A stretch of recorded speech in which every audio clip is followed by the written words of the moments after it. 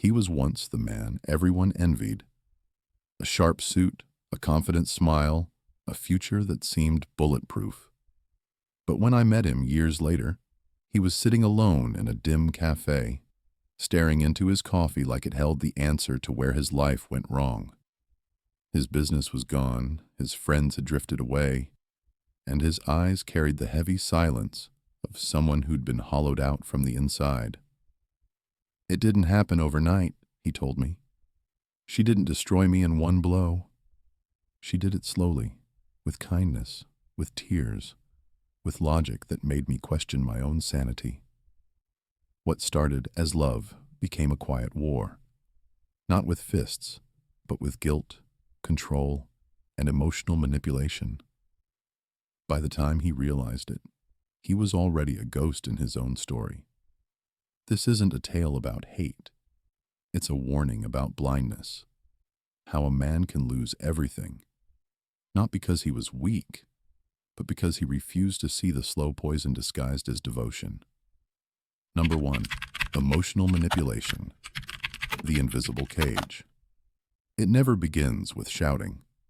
It begins with silence. The kind that makes a man question what he did wrong. Emotional manipulation is a slow poison, disguised as love, wrapped in tears and tenderness. A woman doesn't need to raise her voice to dominate. She only needs to raise doubt inside his mind.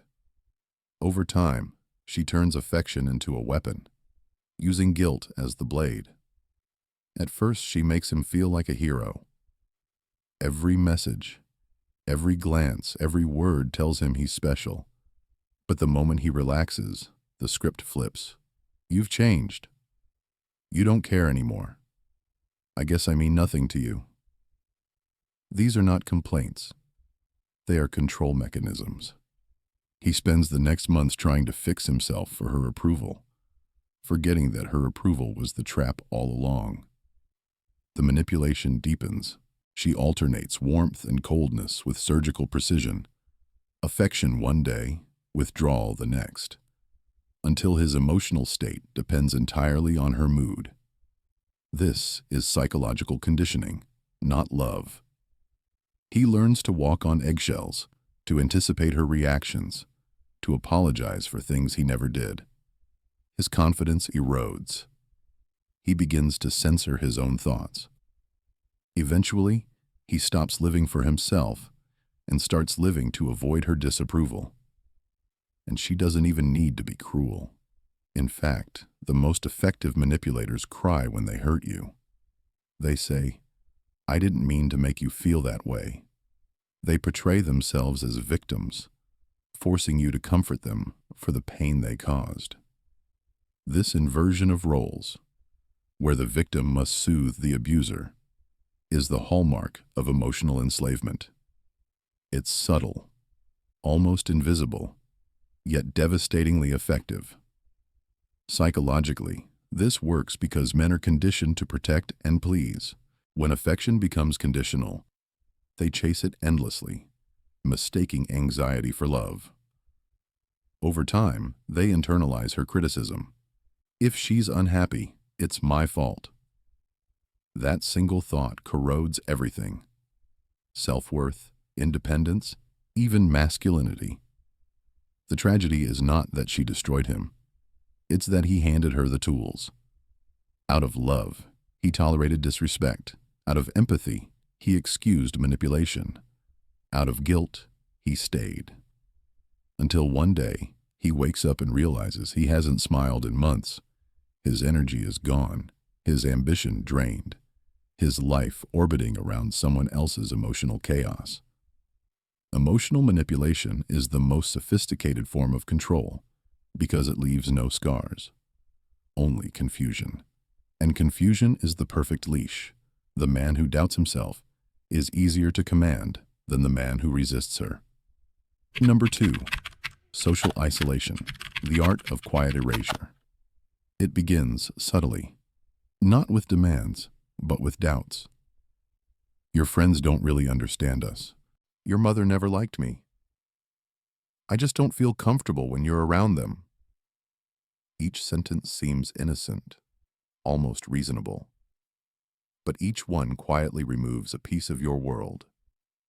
This is how a woman isolates a man, not by locking the doors, but by convincing him to close them himself. The most effective control is the kind you volunteer for.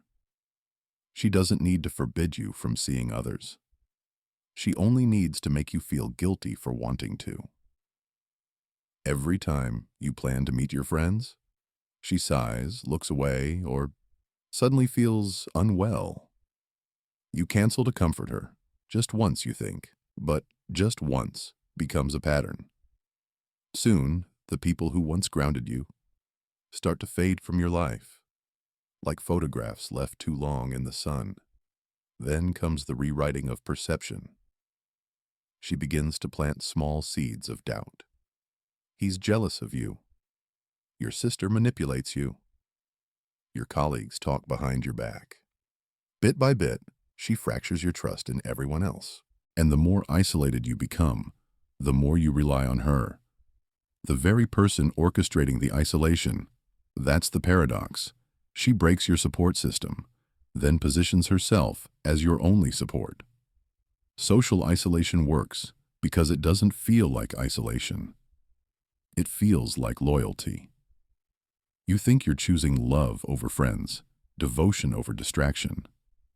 But loyalty demanded through guilt isn't devotion, it's surrender. A man doesn't realize how deep he's fallen until he looks around and finds no one left to call. Over time, the silence grows heavier. Without external feedback, his perspective warps. When she accuses him of being selfish, there's no one left to say, "She's manipulating you." When she blames him for her unhappiness, no friend remains to remind him that he was once joyful. The echo chamber closes. His reality is now filtered entirely through her emotions. She has achieved what every manipulator desires: monopoly over his mind. And it didn't require violence, only suggestion. She doesn't need to destroy his world. She simply makes him too ashamed to return to it. That's the brilliance of psychological isolation. It makes the victim cooperate with his own imprisonment. By the time he notices, it's too late. His friends have stopped calling. His family has given up trying. The man who once had a network of love and purpose now stands alone, apologizing for his loneliness to the person who caused it. Number 3, financial control. The golden chain. Love often begins with generosity, shared dinners, gifts, the illusion of partnership. But slowly, what was once an act of giving turns into a system of control. The woman who manipulates doesn't need to steal. She only needs to manage. "Let me handle the bills." "You're too busy. I'll take care of the money." Each offer sounds caring. Each signature, each shared account tightens the chain around his freedom. Financial control is the most elegant form of domination because it hides behind responsibility. She presents herself as the organizer, the planner, the responsible one. But control over money is control over movement, over options, over independence. The man who loses access to his finances loses the ability to leave, and that is precisely the point. It starts with small dependencies. She borrows just until payday. She uses his credit card for emergencies.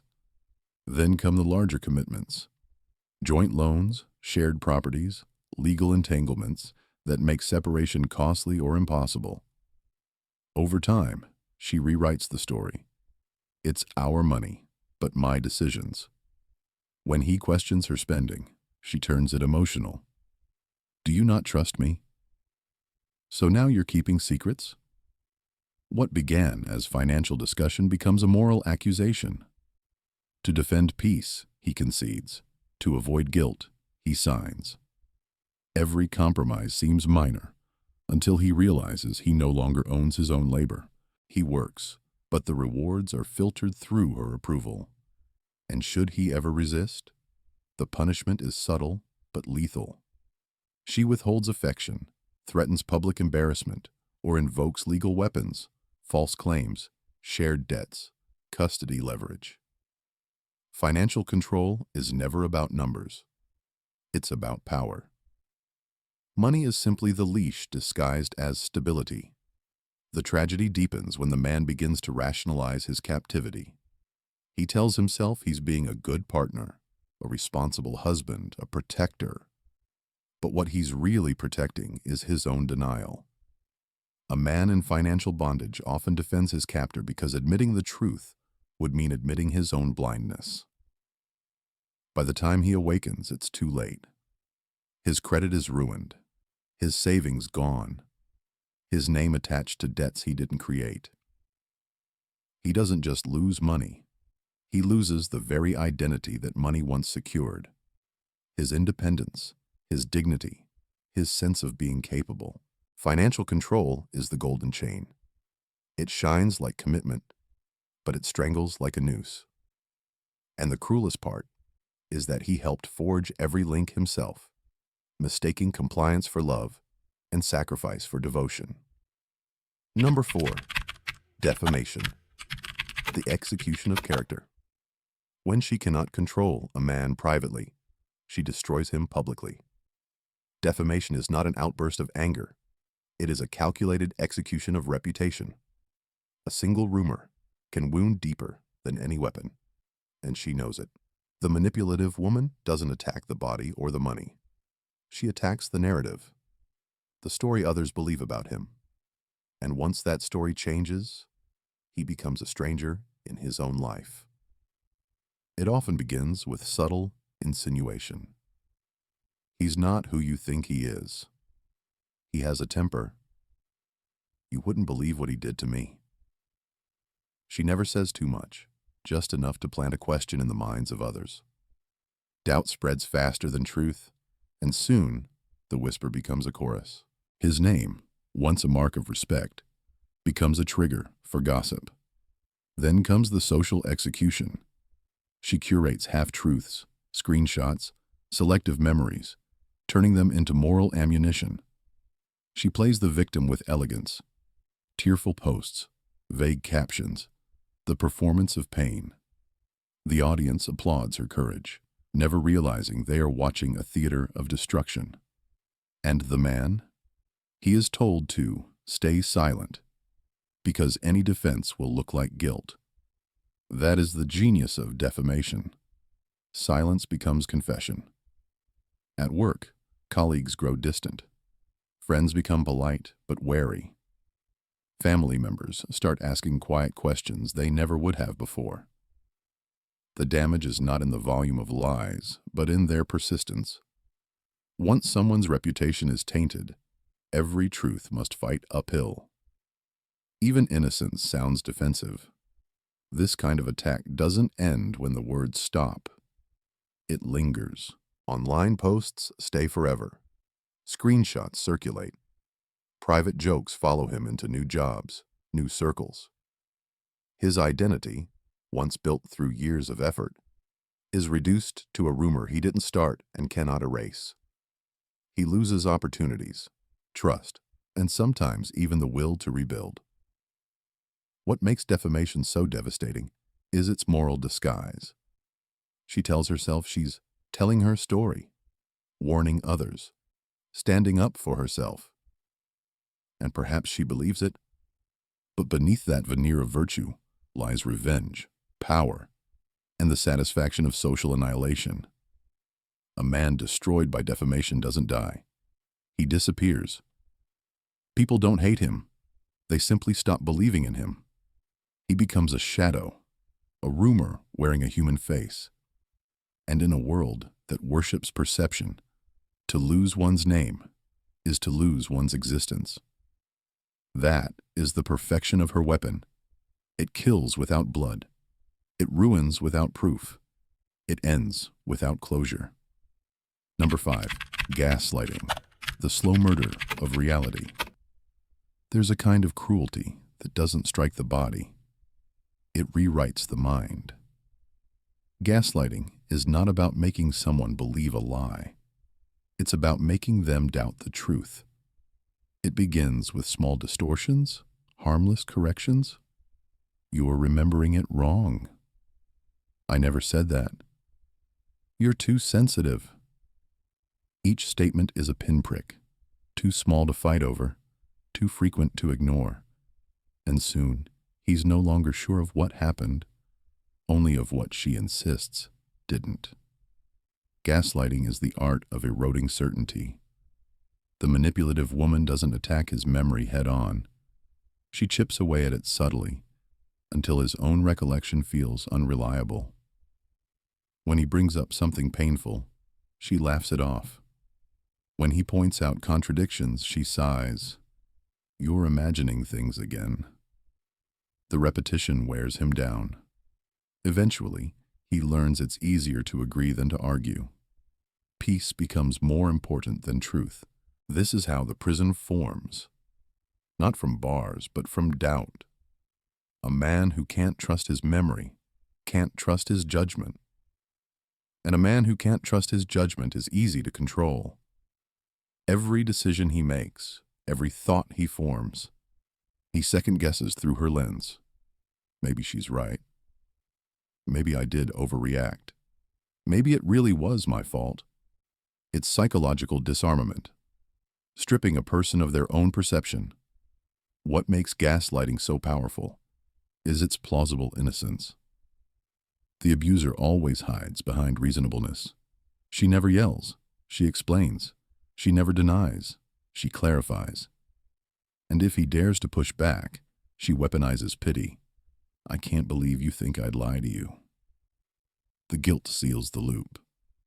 Now he apologizes not only for being hurt, but for doubting her.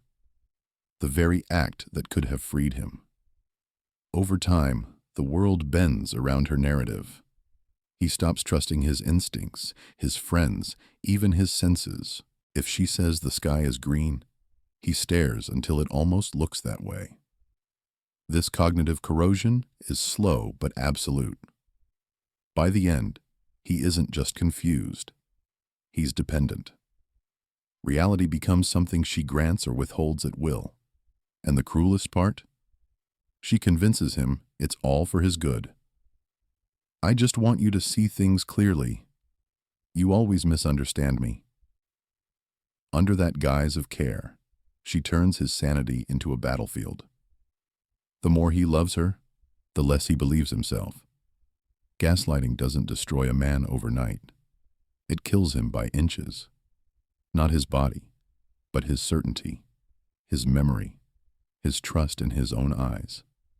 When the truth finally returns, it's often too late.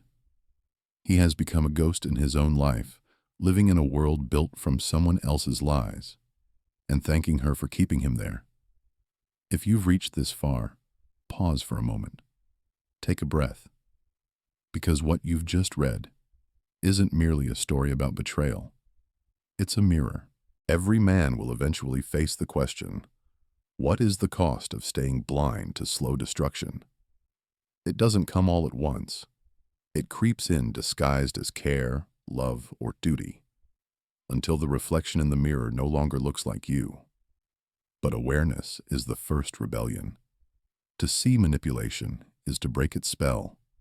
No one can rebuild a broken man except himself. Brick by brick, boundary by boundary.